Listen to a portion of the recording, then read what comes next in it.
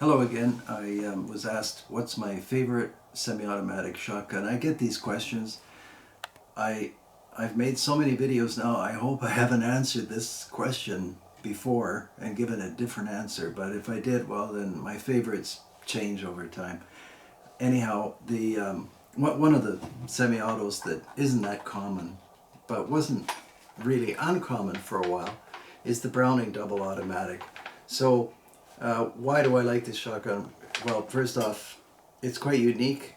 The receiver is aluminum, which some people would say isn't a great feature, and normally I like steel better myself. But their objective was to make a shotgun that's quite light, and it is quite light. Double automatic, it's obvious meaning. It's only two shots, so some people would think, well, I can just use a double. Well, yes and no. Side by side gives you a different sight picture, and maybe it's better or maybe it's worse, but it's the double auto is a special mechanism, and there's something about using it as opposed to a side by side or an over and under. It's a short recoil system, so the barrel moves backwards just a tiny amount. The Auto 5, the original Browning, was a long recoil system, so the barrel moved back pretty well the length of the cartridge of the shell. This one just bumps the bolt, and then the bolt flies backwards.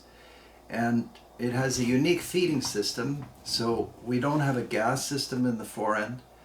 We don't have a long recoil system. It's very efficient, and Benelli has taken this concept to town and sold trainloads full of their Black Eagles and other short recoil operated shotguns. But I still like this Browning double auto. It's so light and virtually never jams. It's like the Benellis. Anyhow, this is cool. So you load, since you don't have a tubular magazine, the forend is just a forend. You slip one round in the chamber and one round in this port. And I took out the B2000. This is a more modern shotgun. It says steel receiver, but you'll see that Browning used the port again in the B2000, which is also like a totally undervalued and excellent semi-automatic shotgun. This one fires 3 shots. It's a lot heavier because in here is a tubular magazine. There's a gas port, and all the machinery that's necessary for making a gas-operated semi-automatic, all for the sake of that third shot, which many people would say is worth it, and maybe it is worth it, but I guess it's not imperative for me, and never has been, to get exactly every bird. There's always a next bird that comes along, so I don't mind the 2 shots. And so right now the action is locked open, and to release the action you push this forward, and the action, so it would be locked and loaded, so to speak, right now, and you would put a shell in here and you would see the shell sitting, and then when you fire, the recoil would move the barrel back, it would bump the bolt, and of course it's a lot more violent than I can mimic, and then the bolt would fly back, and now in this case it stayed open because there's no shell, but if there was a shell it would fly forward. And I know some collectors of these, and they came in the black anodized, they came in kind of a gray, like a French gray, they came in a brown, and they came in a beautiful green. And it's it's hard to say that a green receiver looks all that great, but somehow the Browning double automatic really does look great. And these are very fast shooting shotguns. I don't know what the cyclic rate is, I probably don't need to measure something like that. But those 2 shots are, well, as quick as an over and under or anything else. It has kind of a cute and not necessarily the best safety system, but it's just a little roller back here. So it actually just physically infringes on the back of the trigger. So the trigger can't move. So it's not locking a sear, it's not really doing anything except preventing the trigger from moving. But as you know, it's no safety is really all that safe. Anyhow, Browning double automatic.